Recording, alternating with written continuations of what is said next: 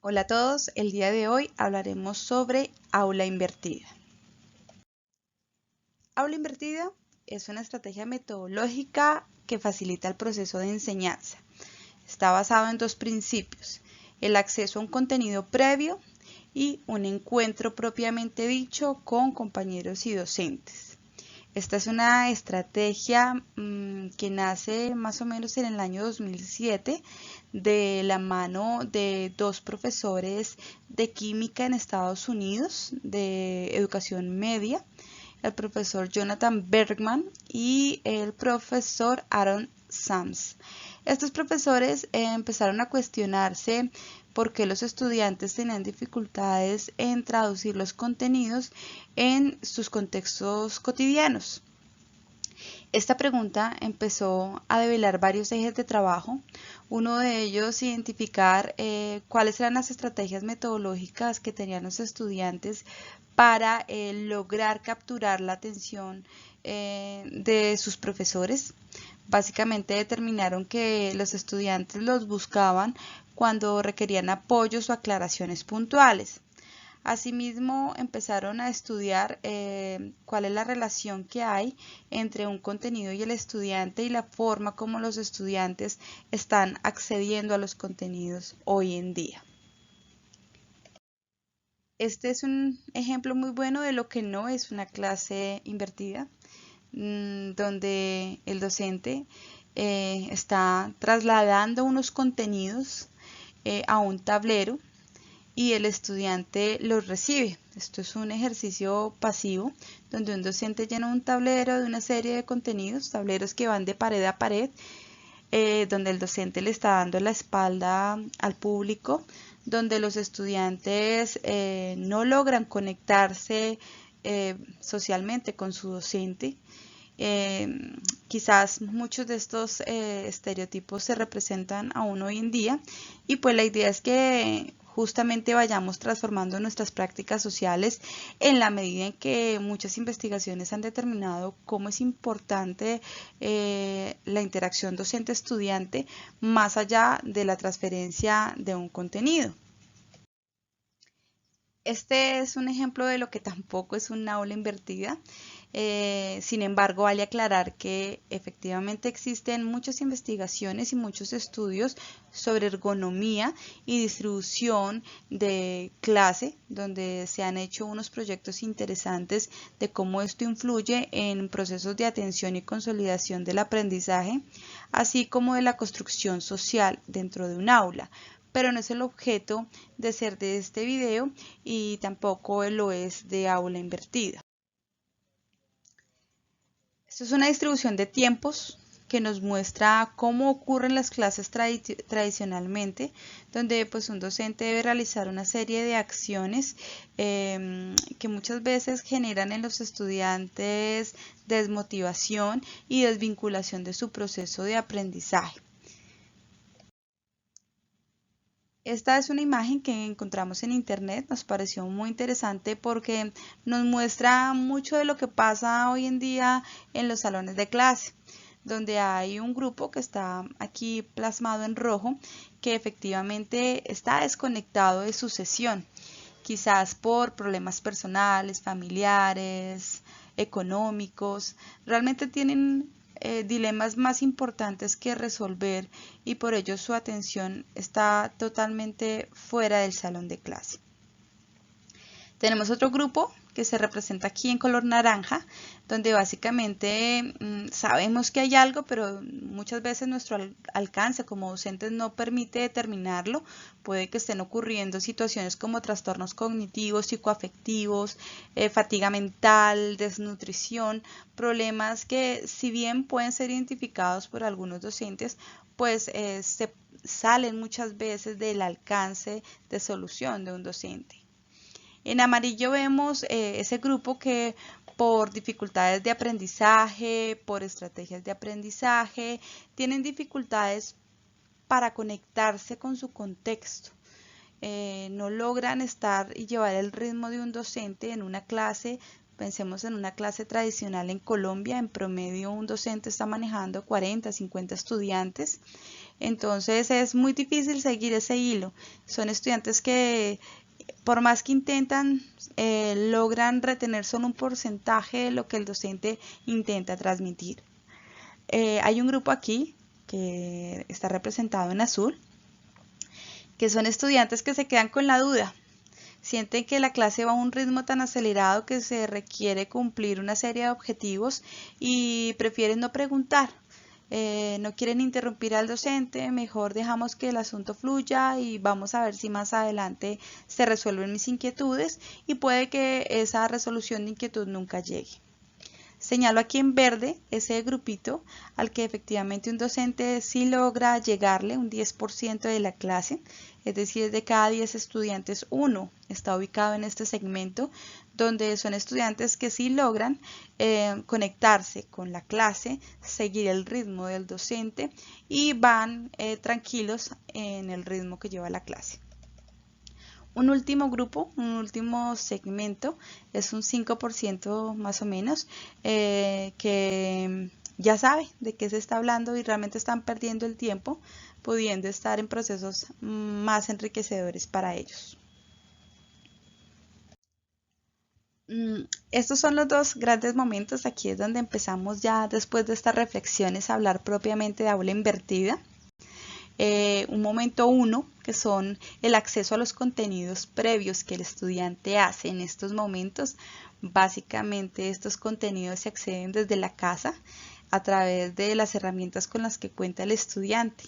Para muchos será un contenido digital, para otros será una guía de aprendizaje, puede ser una emisión por radio o televisión. Y un segundo momento, que es el encuentro propiamente dicho.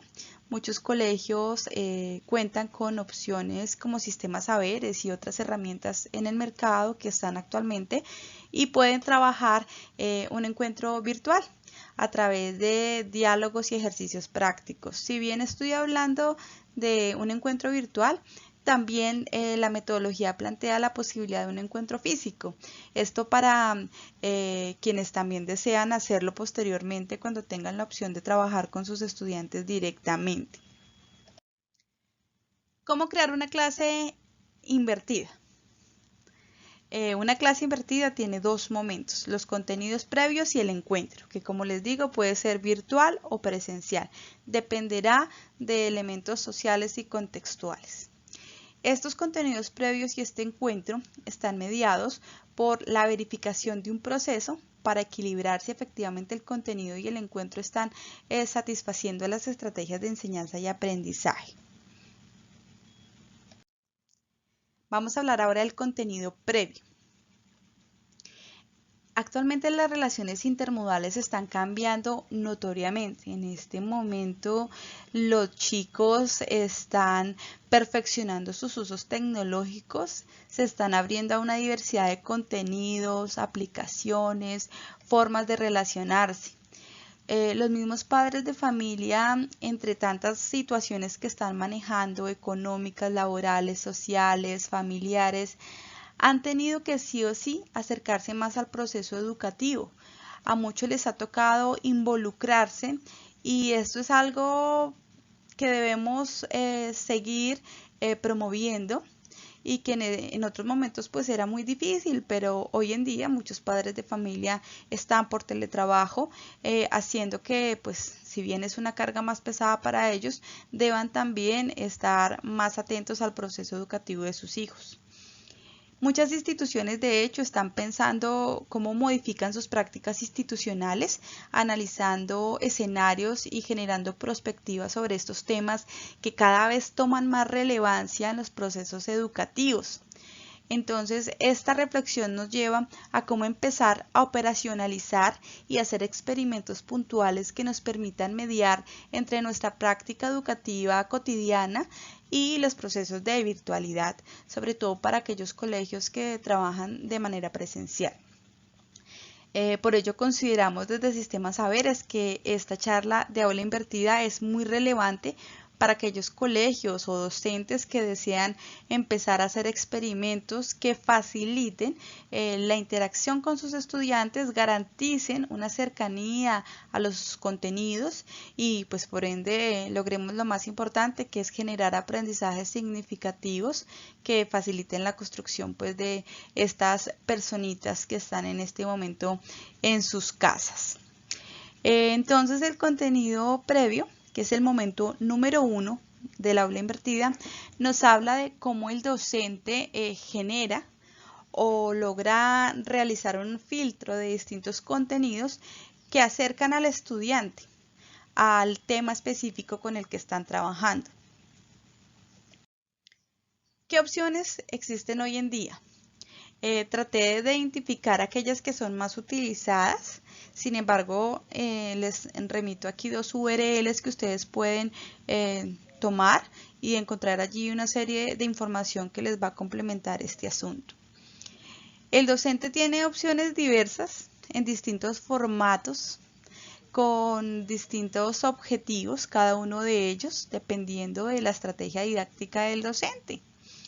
Están los videos. Es un formato muy utilizado, puede ser una construcción propia del docente o puede ser un video que él ha identificado como viable de aquellos que están puestos en este momento en internet, tanto en portales referidos como en comunidades y construcciones independientes que hacen grupos sociales relevantes en la misma red. Están los podcasts, las infografías. Aquí en la infografía de una vez les cuento un poquito cómo funciona este tema. Siempre he considerado que la infografía es una herramienta visual que nos permite complementar un aprendizaje o acercarnos de manera general a un contenido que puede ser más denso. Están igualmente las presentaciones, los formatos tradicionales, un Word, un Excel, una presentación de PowerPoint. No necesariamente debemos ser expertos en construcción audiovisual, sino utilizar aquellos formatos que ya conocemos. Igualmente el mercado de las editoriales, los centros de investigación nos ofrecen contenidos como los ebook, las bases de datos y los artículos. Y finalmente los juegos, que los juegos son una opción de aprendizaje muy interesante. Es un tema que todavía tiene mucha tela que cortar, pero que efectivamente hacen entretenido el aprender.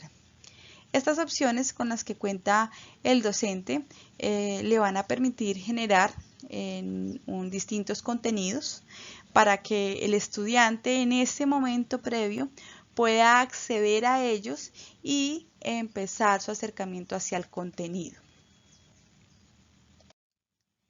Voy a hablar de un tema que es relevante cuando uno habla de contenidos y es la curaduría. Esto se refiere a aquellos contenidos que no necesariamente crea el docente, porque o nos dedicamos a crear contenido o nos dedicamos a hacer gestión escolar. Puede que las dos cosas en simultánea puedan hacernos colapsar.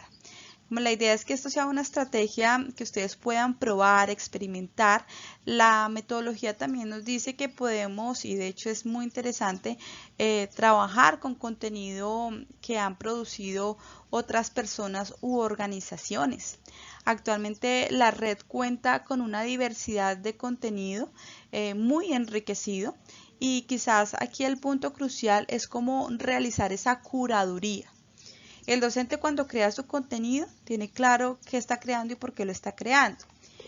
Pero cuando trabaja o trae a su clase contenido creado por otros, debe tener la capacidad de observar muy bien, como lo representa esta lupita que puse acá, donde está analizando el bug, el errorcito que está generando incomodidad, para analizar con detalle ese contenido previamente a compartirlo con sus estudiantes. Este contenido básicamente requiere pues que se revise quién es el que lo está produciendo, cuál es la intención de ese autor, cuál es el recorrido que tiene. Si yo estoy poniendo un video, ¿qué otros videos está produciendo esta persona en la internet? ¿Quién lo está refiriendo? ¿Qué comentarios tiene? Entonces es importante no solo medio ver un video y darle compartir, sino también revisar un poco cuál ha sido el historial de este autor. Puede ser una persona o puede ser una organización. Entonces, validar eso antes de compartirlo. La actualización curricular se refiere a qué tan actualizado está, qué tanto cumple y está vigente respecto a los paradigmas de verdad o a los axiomas de verdad que como sociedad tenemos construidos actualmente, sin decir que el contenido divergente no sea interesante, sino es sobre todo validar que no esté desactualizado. La navegabilidad, es decir, que qué tan fácil es para acceder al promedio de personas, es decir, requiere de dispositivos muy especializados, requiere de software que es de difícil acceso, requiere de un nivel de descarga muy alto. Entonces verificar esos elementos porque pues contamos con un proceso donde es muy mixto, no todas las personas tienen contratados servicios de internet con la misma velocidad de descarga, no todos cuentan con equipos de última tecnología, entonces buscar contenido que sea asequible a los estudiantes. Hablar del tema de legibilidad. Esto lo menciono aquí porque he visto estos días como en ese afán de mantener la interacción con nuestros estudiantes, pues ocurren cosas como el docente escribe algo, le toma una foto, lo comparte y la foto es terrible, es oscura, ilegible, el estudiante lo recibe, quizás en el momento en que se hace ese proceso de transmisión de esa imagen se pierde mucha de la resolución, entonces eso no lo entiende nadie. Entonces tratar de identificar que realmente el contenido sea de fácil acceso desde ese aspecto para que también sea llamativo. Y la adecuación al destinatario en variables como el lenguaje que utiliza, la edad, las estrategias didácticas que utiliza en cuanto a qué tan enriquecido es y qué tan llamativo puede ser para los estudiantes al cual va destinado. Estos son elementos importantes del contenido que también muchos de ellos aplican a cuando construimos contenido directamente, no necesariamente solo para el contenido de un tercero, sino también aspectos que debemos tener en cuenta en la construcción de nuestro propio contenido. Antes de hablar del encuentro propiamente dicho, pues vale la pena hablar un poco más de ese contenido, ya que pues la invitación es también para que ustedes se animen a crear ese contenido. Pueden ser formatos sencillos, una guía que realicen, una actividad previa puesta en un Word, en un Excel, en una plataforma. Lo importante es que logremos mezclar entre la producción de ustedes, que puede ser aquella carta de navegación sobre la cual se despliegan y se vinculan esos otros contenidos auxiliares.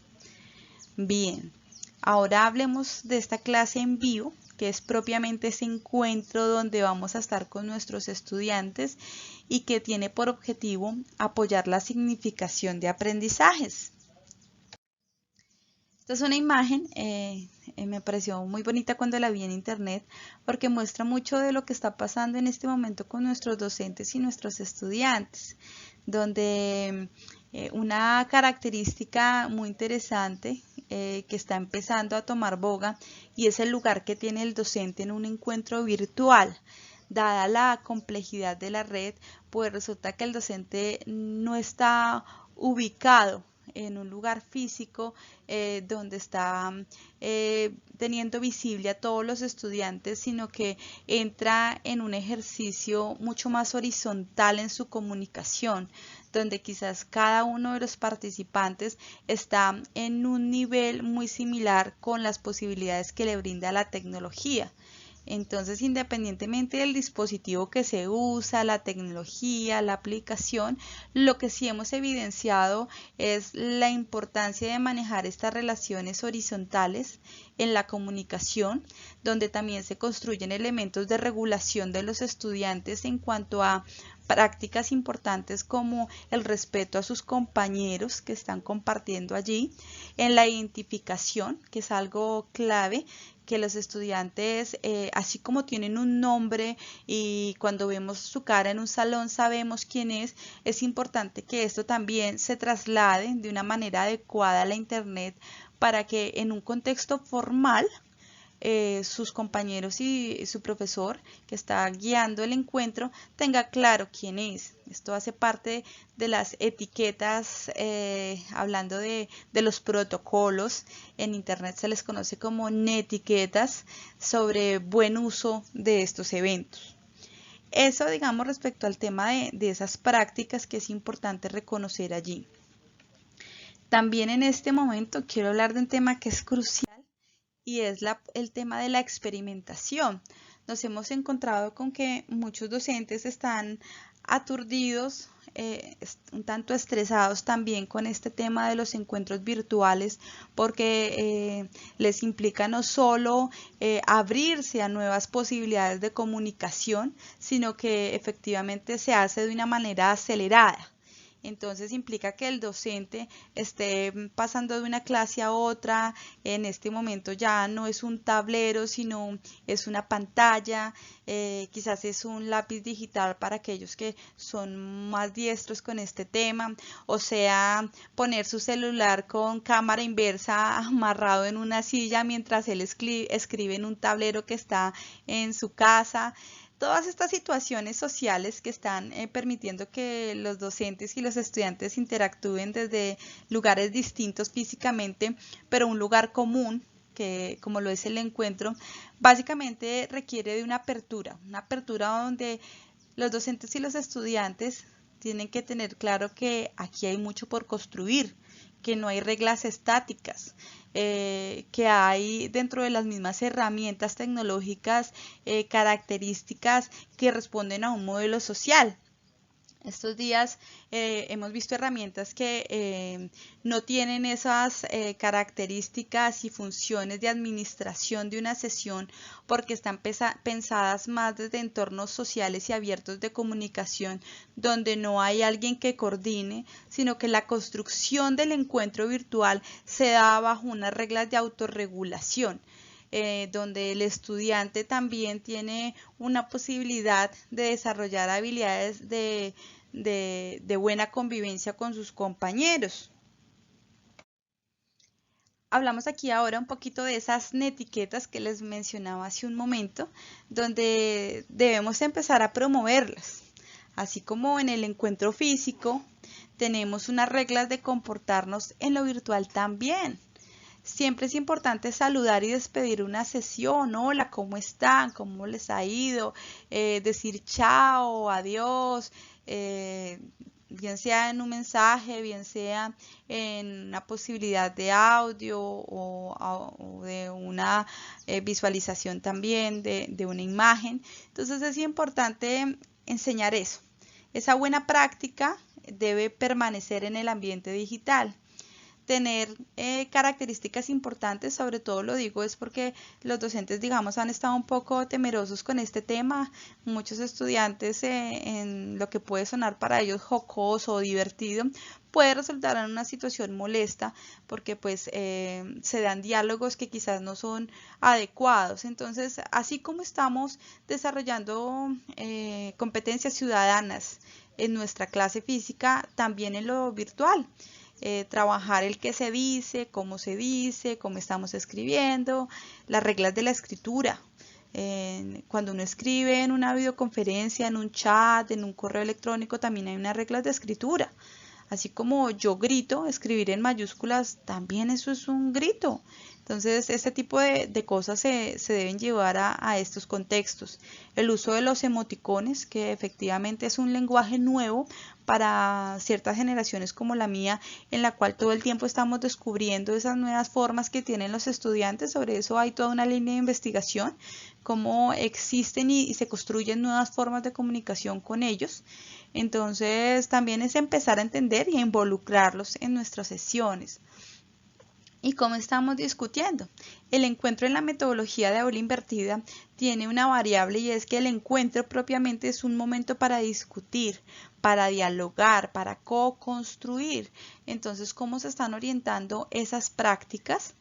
Dentro del encuentro propiamente dicho, todo pues con el objetivo de trabajar estrategias activas de aprendizaje, con una posibilidad de que el estudiante se sienta motivado a ese encuentro, pero también con el objetivo de lograr consolidar aprendizajes. Un proceso clave que mencionamos acá es la citación. No porque estás hablando en internet, estás hablando en un proceso muy informal.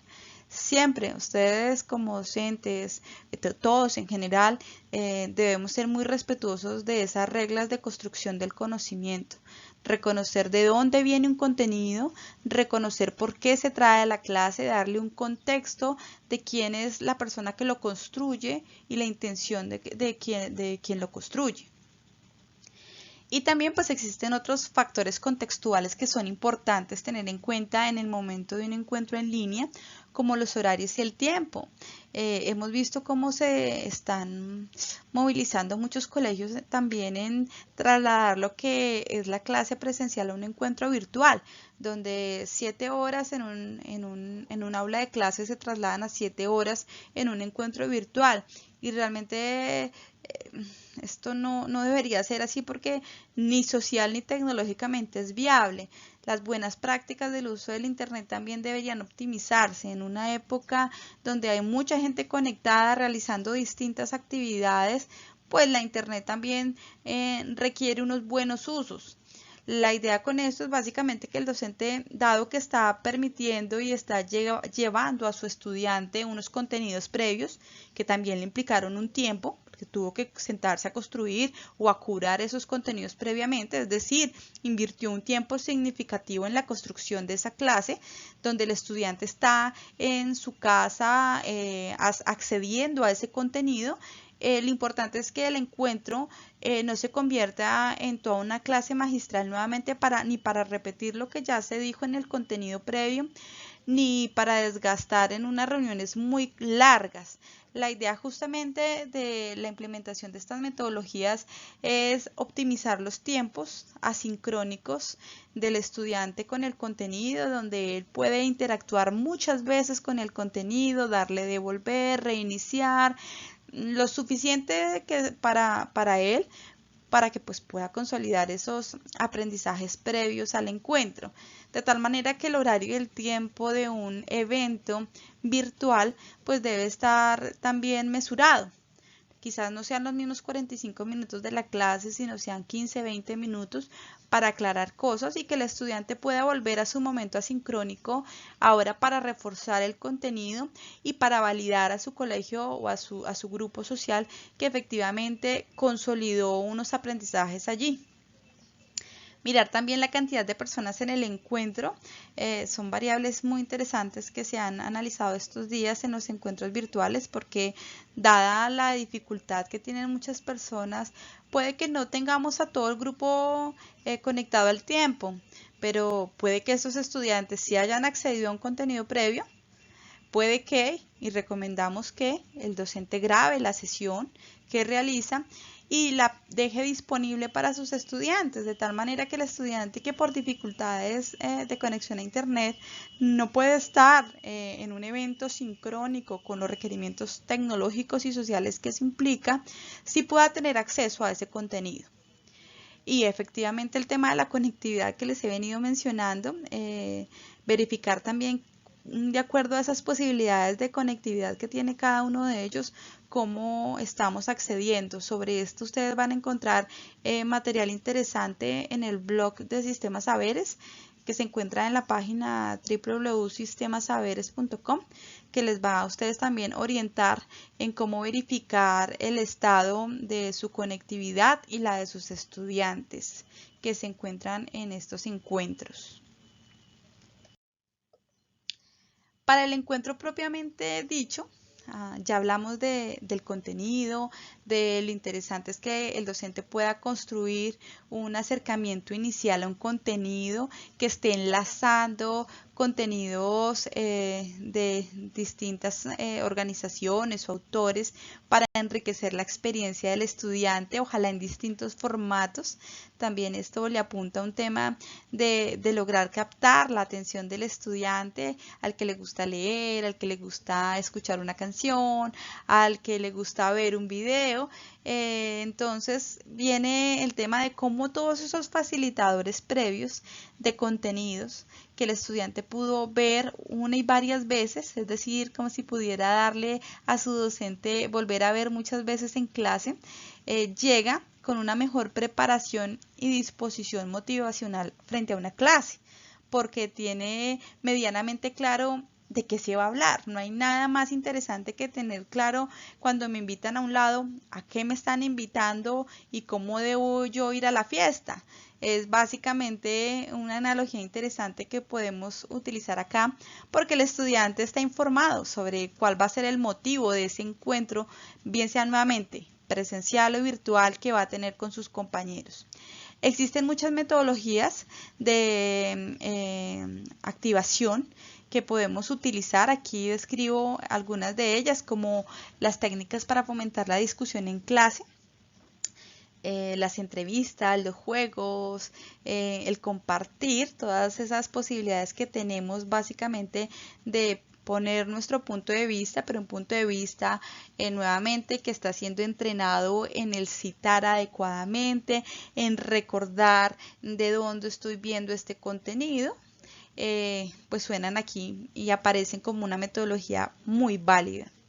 Las técnicas recíprocas, la construcción de un mapa mental, aquí les dejo unos buenos ejemplos en esta diapositiva, los pueden ver en la parte inferior, cómo construir un mapa mental, una red de palabras, cómo hacer la construcción a partir de un problema, qué soluciones se pueden plantear, nuevamente trayendo ese contenido que fue puesto a disposición de los estudiantes previamente. Puede que algunos, puede que muchos lleguen sin haberlo visto, pero en la medida en que estamos haciendo experimentación, que hacemos ejercicios varios de este tipo de encuentros, vamos a aumentar las probabilidades de que más estudiantes lleguen preparados. Entonces, en el primer encuentro puede que nadie o uno o unos pocos hayan visto algo o todo ese contenido. Pero lo que sí han demostrado muchos estudios, investigaciones muy puntuales que se han hecho, es cómo esto puede ir aumentando. ¿Por qué? Porque te hace más participativo, porque el estudiante sabe que el encuentro va a ser un lugar donde sí o sí va a tener que participar. Eso va a hacer que nuevamente esto se retroalimente y permita que en las próximas oportunidades el estudiante llegue con mayor compromiso a estas clases. Y hablamos de los verificadores del aprendizaje. Si bien los dos momentos claves del aula invertida es el acceso a un contenido previo y el segundo es el encuentro propiamente dicho, yo quise incluir un tema y es los verificadores del aprendizaje, sobre todo en estas fases de experimentación, cómo saber si realmente aquello que es mi objetivo de aprendizaje se está cumpliendo o no. Esto es, digamos que también recurre a un tema interesante y es cómo yo voy a construir mi clase. Es importante que dentro de estos ejercicios del encuentro podamos sintetizar qué es lo que está aprendiendo el estudiante, cuáles fueron sus aprendizajes más significativos. Pueden darse propiamente en el encuentro o pueden ser el producto a entregar después del encuentro.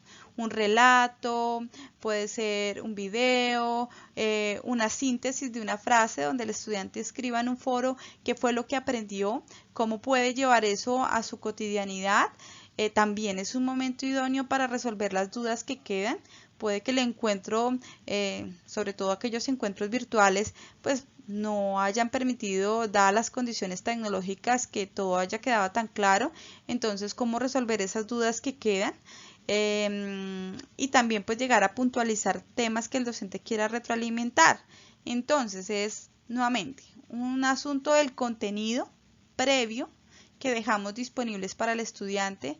Segundo, un encuentro propiamente dicho. Y tercero, unos verificadores del aprendizaje. En estos tres, ustedes docentes tienen una experiencia grandiosa sobre cómo presentan el contenido, qué es lo que quieren realmente transmitirle a un estudiante, cómo organizar una clase, un encuentro presencial o virtual y cómo hacer la verificación del aprendizaje. Bien, ahora vamos a centrarnos propiamente en un ejercicio práctico de cómo poder implementar aula invertida utilizando sistemas saberes.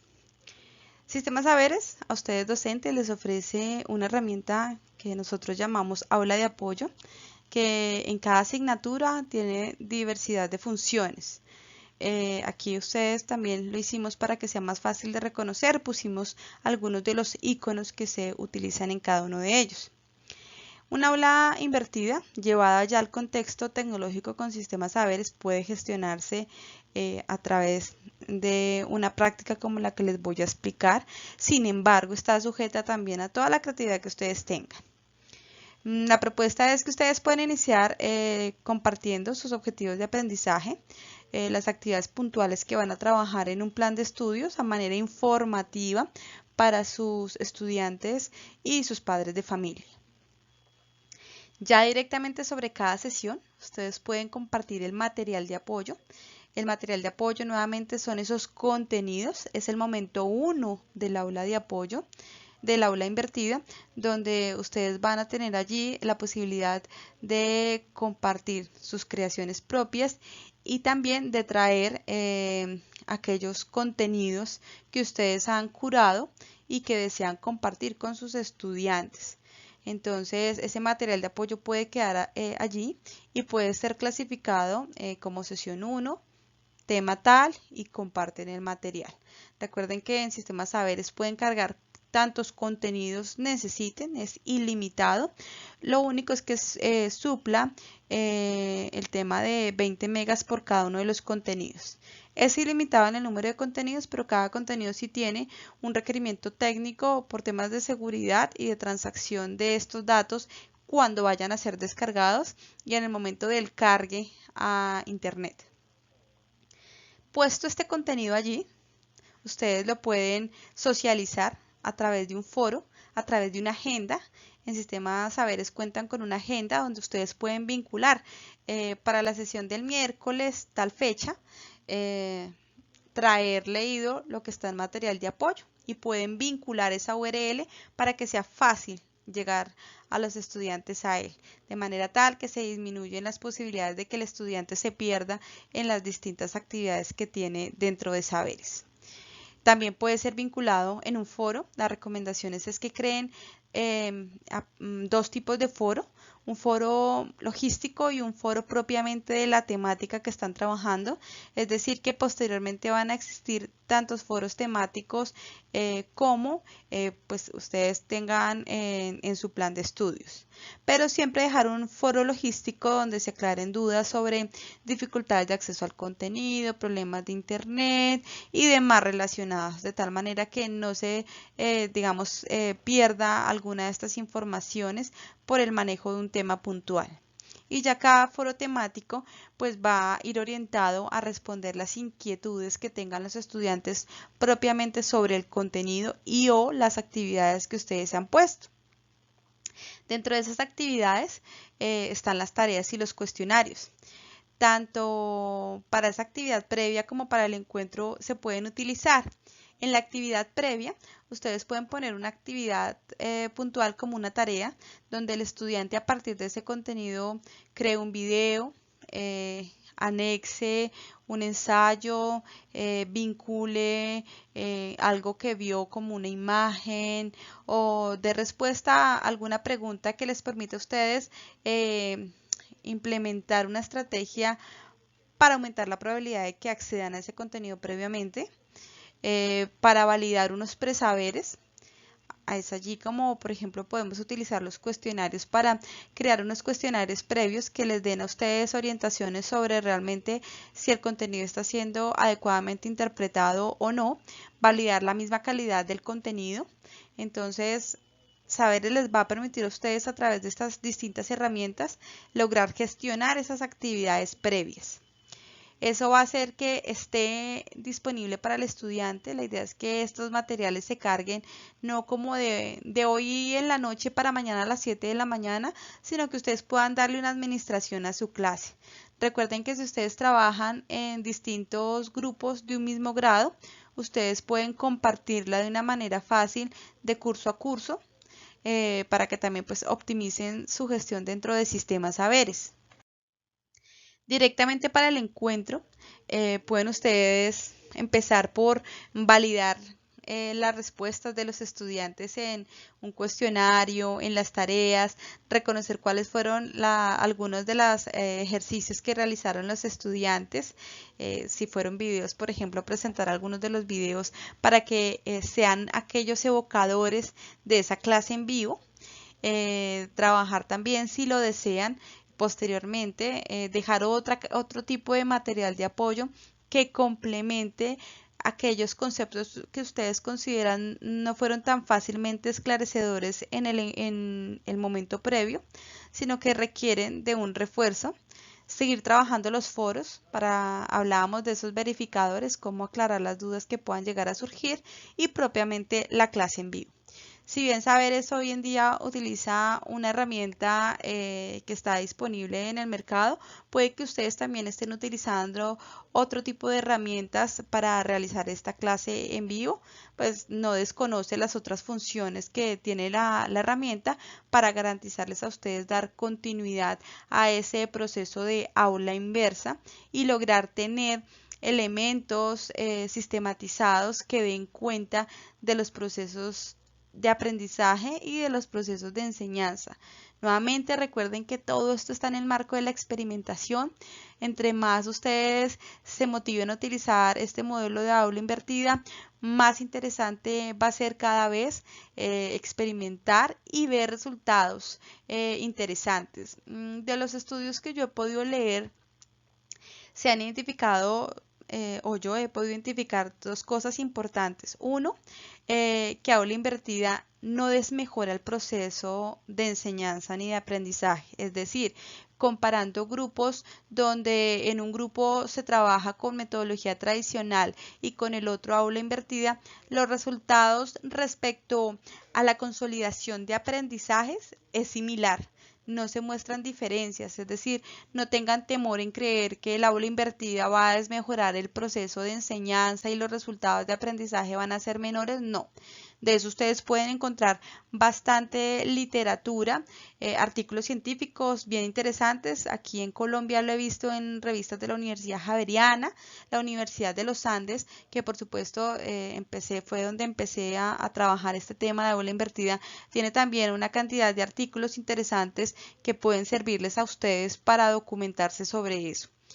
Y el segundo aspecto clave de estos estudios es que muestran nuevamente cuando hacen estudios comparativos, estoy hablando de análisis experimentales, si lo que se ha logrado identificar como ventaja del aula invertida es que aumenta la motivación del estudiante frente a su clase. ¿Por qué? No sabemos si es porque llega más preparado, llega como más consciente de que se va a enseñar, si es el hecho de que se presentaron contenidos en diversidad de formatos que hicieron que alguno de ellos realmente llegara y se cruzara con un gusto personal del estudiante, con una estrategia de aprendizaje que garantiza que se consolide mejor el aprendizaje. No lo sabemos, pero sí lo que se ha logrado identificar es que efectivamente los estudiantes mejoran su motivación frente a la clase. Esto unido a variables como efectivamente se están desarrollando hábitos de autorregulación, porque el estudiante pues tiene que empezar a organizarse previo, es decir, que empieza a tener un mayor nivel de participación en la construcción de un objetivo puntual del colegio, como lo es acceder a un contenido, realizar unas actividades previas. Entonces, efectivamente se notan unos beneficios en la implementación de este modelo. Aquí para finalizar, dejarles un recordatorio de aula invertida.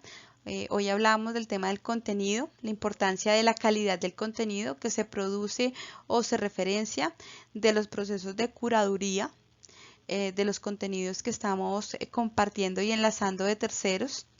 Hablamos del encuentro, de las estrategias didácticas que esto tiene, de las normas de etiqueta que es necesario reforzar. Es un tema netamente comportamental, pero que es importante hacerlo. Las normas de etiqueta en Internet.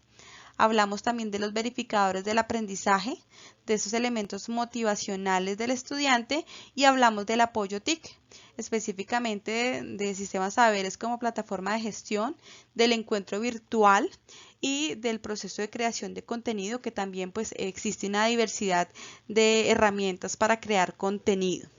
Con esto, pues no me queda más que agradecerles por su asistencia y más que por su asistencia, por haber visto este video, que espero les sirva bastante para documentarse sobre esta metodología. También recordarles que en nuestro blog pueden encontrar información que complementa todas estas situaciones que hemos venido narrando, y pues agradecemos entonces a ustedes por su tiempo. Pasen un muy buen día. Gracias. Adiós.